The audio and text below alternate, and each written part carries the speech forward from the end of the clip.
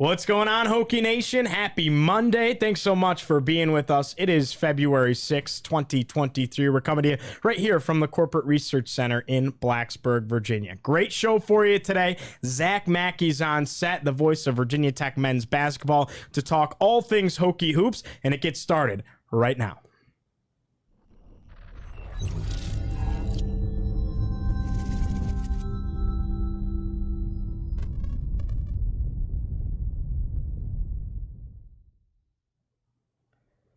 Thanks so much once again for joining us, however you may be watching or listening, whether you're on Spotify or any of your other audio platforms or YouTube. Be sure to go ahead, subscribe, ring that bell so you never miss any TSL content. And again, a thank you to our sponsor of today's show, Triumph NIL. Their motto, again, recruit, retain, reward. Thank you so much to our partners over at Triumph NIL.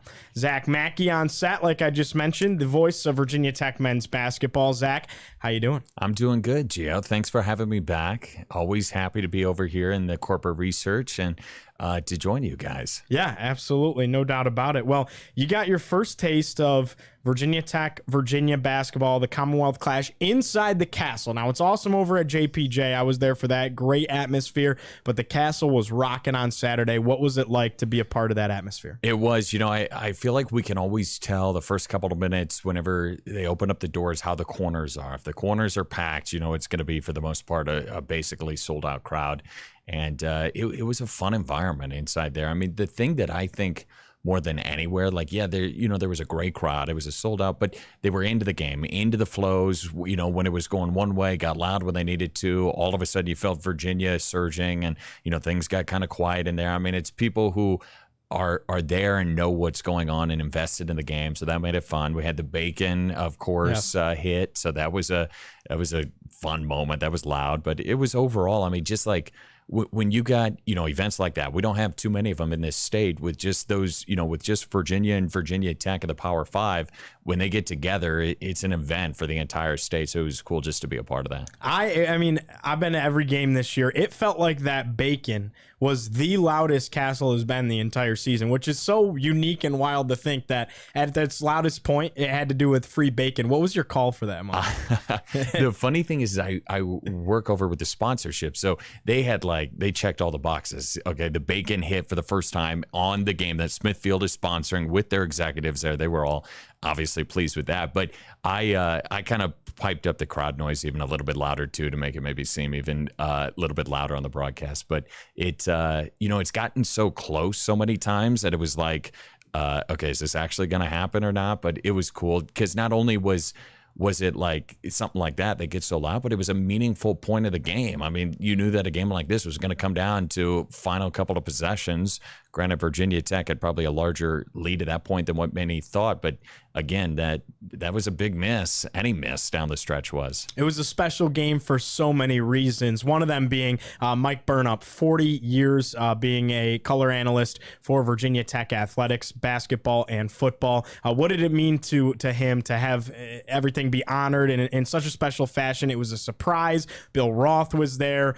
Brent Pry had something to say on the video, along with Seth Greenberg and former Hokies up on the video board. What was that moment like? Yeah, it was funny because obviously this was planned to happen during the football season, and then that final game with UVA obviously didn't happen. So we were kind of like, okay, when are we going to do this? Well, let's do it for the home UVA basketball game then. And, we were getting all these videos, getting everything, which obviously was easy. Everyone was willing to do that right away. And then they said, okay, so make sure that Burnop takes his headset off and stands up. I'm like, okay. So at the 12-minute mark, I knew it was happening. I'm like, Mike, hey, the headset's not working right. I got to see it for a second. He's like, what? I'm like, the headset's not working right. He's like, it's fine. I promise you, it's fine. And I'm like, just take your headset off. Have something. Look up at the video board. So then he looked up in that. And the funny part, too, is if you watch the video, he shakes hands with Witt and then Coach Beamer, Bill, and Bud. And then all of a sudden he goes back to the front, take a photo, and he's like, oh, wait, there's my family there, too. He didn't register that. He didn't even know that they were there. So that was a cool moment. I mean, 40 years. Are you kidding me? That's a long time. I told him I think he's the most tenured. We got to do a little bit more, most tenured broadcaster at any school in America right now, especially doing football and men's basketball. There's no question. Right. I don't know if it was caught on the Hokie Vision cameras, but I was right up in there with a camera as well for Tech's sideline, and I'll have to post the footage after, because Bill says to him, Burnop's like going in getting ready for a picture, and Bill says to him, "Go hug your daughter," and then he goes and hugs his daughter. So that was kind of a funny moment there. I saw, and I actually didn't even see it, I heard about it afterwards, that he kind of left and went back in the tunnel for a minute and then came back after the media timeout. Is that true? Did he need a moment? Was he choked up at all? No, if anyone who knows Mike would walk off the court, come right back and put a headset on right away. And we're like, wait, just go for a second, take photos, say, it took me back to my old days of doing it by myself. I'm like, okay, I kind of like having somebody there to be able to talk with, because for the next 10 minutes, I did it all by myself, which is fine, but it's more fun when I got him there to go back and forth. And he put the headset on, and they drilled back-to-back three-pointers, and he's like, okay, I'm going to take this back off. But we ended up, Tech then silenced it after that. But yeah, he went back, kind of took some photos back there and that. His daughter flew in from Denver and all that. He said he'd been trying to call her 3 times the day before, and she hadn't answered one of his calls. And he was like, what is going on? Well, she was flying. She was trying to get here and everything. Right. So, yeah, it was a cool moment. And there was a little get together afterwards at Mike's place, right? That's right. Yeah, everyone got together at Mike's place, and that he thought that he was hosting the baseball night in Blacksburg, and Coach Sheff went along with it and said, yeah, you're hosting whatever they talked that day. And then really Evan was doing it, and Evan filled in and did it great. The auction part of it, I think Mike was going to do. And so Mike was able to enjoy time with his family, which was good. That's fantastic. All right, let's dive into the X's and O's of this basketball team a little bit. Huge win against the 6th-ranked team in the country. My question for you, Zach, is how big of a win is it really? Is this something that puts Virginia Tech back in the conversation for the NCAA tournament? How much impact can just one game have? Yeah, I don't go as much, because the way the basketball season works, people are like, oh, we're back. You win this game. Oh, now we're out. Then you're back. Then you're out. It's hard to put it by one game that, it's such a long season. There's still quite a few games left. You got to be able to stack them, but it gives you some momentum, and we know how important that is in sports, and especially in basketball, giving you some momentum. The big thing for me now, Gio, is going to be like the last couple of games, Miami, Syracuse, Duke, even Virginia, those were not games, even though Tech was favored on Saturday, which kind of surprised me. Yeah. But those aren't games maybe that you look to and you go, okay, you have to win. This is well, now you've got this week. You got Boston College and Notre Dame. These are 2 games that you have to win. So can you win the games you're supposed to win, that you've got to win, to be able to make a jump in the conference standings, to be able to do all that is going to be kind of how I see, do they build upon this? I saw a tweet the other day, which was really interesting. I thought, how about this? If I would have told you to start the year that Virginia Tech was 3-1. Did you see this? Yeah, I think okay. I know what you're getting at, but keep going. It was 3-1 against Duke, North Carolina, in the 2 games against Virginia. The guy was like, I would have told you that they probably would win the ACC. Right. Like 3-1 like that. It's been a weird year. They've won some of the games that people counted them out of, and now they've got to be able to get going to win the games that you're supposed to win. How do you get up for a game like Boston College? Granted, it's going to be another sellout. From what I read, every game is sold out to this point, technically. As far as athletic department tickets sold, every home game is sold out to this point.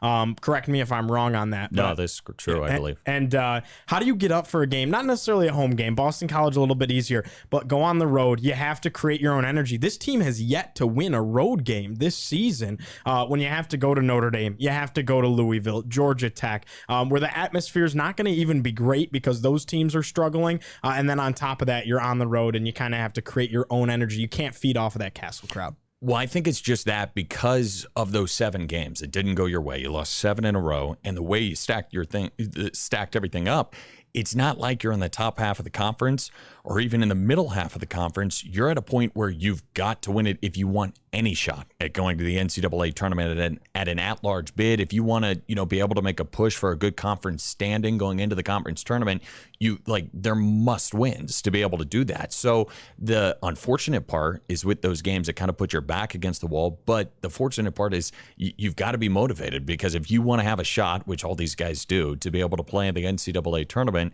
then you're going to have to show up for these games. That was the big thing. I thought we had John Camden on last week on our Tech Talk Live. I said, what was the biggest difference going to high school? He spent time at Memphis for a year. He said, even the difference between Memphis, obviously a really good program, to here is that there's no nights off. And that's easy to say. And I know that's a cliche. There's no nights off. But like Boston College is going to be, a team that can beat you. Notre Dame, Georgia Tech, all these teams that are towards the bottom half still have won big games and can do it. He said that was the biggest adjustment for me coming to Virginia Tech, coming to the ACC, is that you've got to be on every night or otherwise you will get beat. What went right for the Hokies on Saturday against UVA? I think a big part of it, I've been a proponent of this, I think many Tech fans have too, is Justin Muntz got his shots in. He scored 17 points in that game. Now, in Miami, I know we kept talking about on the radio broadcast, and Burnop kept saying too, he's like, Muntz is such a prolific passer, and he's one of the best in the country. He's got so many assists. He almost had a double-double, I think, with assists in the game against Virginia. But sometimes with that, then you're constantly looking, you're constantly trying to find, and you've got to be able to take your own. He's a great shooter, and he's one of the better shooters in the ACC and on this Virginia Tech team. He's got to go out with that type of offensive mentality. And I know, talking with Justin, he said, at halftime, sometimes coach will say, let's go, Justin, you got to get your shots up. Forget about throwing it around so much. Get your shots up. I thought from the get-go against Virginia, he made the statement he was going to score. He was going to get to the hoop. He did that a number of times. That was pivotal. And, at the end of the day, a game like that is going to be limited possessions. You're not going to get a ton back and forth, so you got to take advantage of it. I didn't think Tech really took any bad shots. I thought they did a good job of making sure they were open, taking the shots that were there.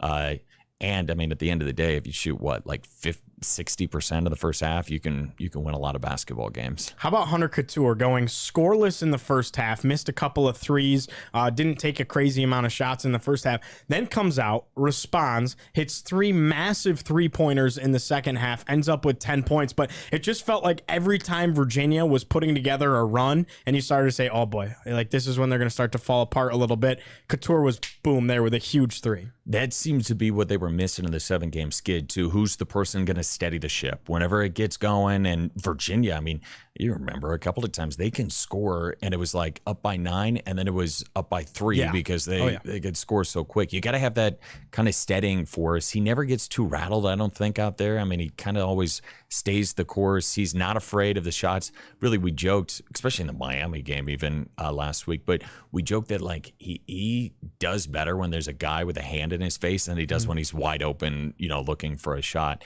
So he's just no fear type of mentality. I think he had 20-point games in the last 2 against Syracuse and Miami for the first time in his career. So he's doing, really well on the offensive end, and the defensive end, he's guarding the best player on the other side, doing well. So I just think he's looking to be even more of a scorer now too, in terms of on the offensive end, but the defensive end, he's continued to be the best defender on the team. What can you say about MJ Collins? Obviously with Darius Maddox not out there, John Camden's had to step up a little bit, but it just seems like MJ Collins, from where he started this year as a freshman, really has taken an extra leap here the last 5-6 games. How about how tough he is too? I mean, I don't like the gruesome. There's a reason that I went into broadcasting, not a doctor or something like that, because I can't do that type of stuff.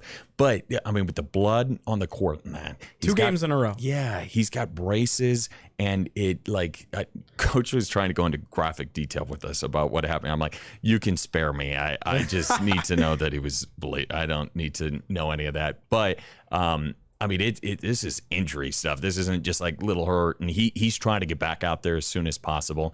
He's playing with confidence. I thought, obviously, it was a big moment in the Duke game when he took the shot. He wasn't afraid to take that shot. There was another game or another time during the Virginia game that they were going on a run, and he drove down on the baseline and made a really nice play. You also seen it a couple of times. He's drive into the hoop as soon as the ball is shot. I mean, twice he's had putbacks or he's had offensive rebounds that have reset. I mean, he's constantly trying to get himself right in the mix, right inside of there, which as a freshman, sometimes I think you got a tendency to stay back, watch the game a little bit instead of being right there involved in it. He's grown a lot. I'm excited to see what he can do the next couple of years too, as he continues to get more experience. As we continue to look down the stretch of the regular season, Zach, let's count them. You got Boston College, Notre Dame, Georgia Tech, Pitt, Miami, Duke, Louisville, and Florida State. So you got 8 games left. Out of those 8 games, in order to not have to worry about the ACC tournament, like not put the pressure on, okay, you have to win the thing in order to get into the NCAA tournament, because the odds of that are, I mean, that doesn't happen. Yeah. So in order to take that pressure off the ACC tournament, what do they have to do in these last 8 games? Like, give me a number. Is it like 6-2, 7-1? Yeah, you're going to put the pressure on me, huh? Well, obviously, here's the thing. At the end of the day, the ACC is not at the level that it has been in the past. Right now, I think Ken Palm has it as the 7th best conference in America. So that's just crazy. Yeah. Because Mike said this is the best it's been since he's joined. I think that when he's saying that too, and I agree that he's talking about from top to bottom. Right. That, Clemson's at the top, and then they lost the other day to Boston College, and then Notre Dame's winning some games in Mike Bray's final years. I think anyone can beat anyone. So I definitely think you got to have a winning conference record. That's for sure. Mm-hmm. What's going to bump you up in the net? There's really right now 2 of those games that are going to do that. The Miami game can do that. If they continue with the way they got Duke tonight, which I'm excited to watch that game. That's going to be a good one with the women's game tonight too. Yep. You've got Duke and Miami left that are going to be big, boost in your quad 1 resume right now. If things hold true, those 2 games, I think you got to show something there. I believe this is, again, I'm no expert at this type of stuff. I think you got to go probably 6-2, and you got to win one of those. I think you got to win Miami. I think you got to win Duke. If you can win both of those, go 7-1. You're feeling better. Now, I saw something the other day. Some of the national writers were saying that the committee will factor in, and they factor in when Hunter Cattoor was playing, and when he wasn't playing, what your record is. You have him back now. I didn't really realize how in depth they go with that, and that who makes knows sense. How in depth they go, but that could be a factor when they look at things. Interesting. And when you come ACC tournament time, is there any specific matchup that you would love to see? Obviously, you didn't get to experience it a year ago, but out of what we've seen so far, Tech's played everybody once except Notre Dame, Georgia Tech, Pitt, Louisville, and Florida State. But they've played Duke, they've played Miami, they've gotten their fill with Virginia, they played Q. So you get what I'm getting at. They played Clemson twice. Is there anybody that you'd love to see them get one more shot at that team? I mean, if I had to pick, I would say Clemson. Okay. It came down to the final possession in both of those. Twice. Yeah. I don't know that. And Tech shot historically bad on the road, put up 50 points in the entire game. I think they're a much better shooting team than what they showed there. I don't know if the coaches would agree that they want to see the Clemson team again, because the matchups and how those work with Hunter Tyson and everyone. They've got some quality players. But, man, down the stretch of time now, just the last 2 years, those have been some ball games, huh? Clemson and Virginia Tech. I mean, they're back and forth coming down to the final possession. Yeah, no doubt about it. Zach, anything else on Hokies men's hoop before we let you go for today? No, I mean, I think that we just got to give, I give a lot of credit to not only, like you said, the fans packing in and making Castle what it is, but also, the guys staying the course. How easy that would have been during that 7-game stretch. They're playing good basketball. This is a team that has beaten now when you look at their quad 1 resume, when you look at that, they've lost some games they shouldn't have lost, but they've won some games that nobody really counted them to win. So I think it's a team that come tournament time, whether that be the ACC tournament or, hopefully a postseason run in the NCAA tournament, we'll see that I think some other teams will be questioning how they match up and how they work with a Virginia Tech team like this. Awesome. Thanks so much for your time, Zach. Thanks, Gio. Zach Mackey, ladies and gentlemen, thanks so much for joining us today on TSL Today. Again, it was brought to you by Triumph NIL. Their motto, recruit, retain, reward. We wrap things up today. It was Monday. We appreciate you. We'll see you on Wednesday.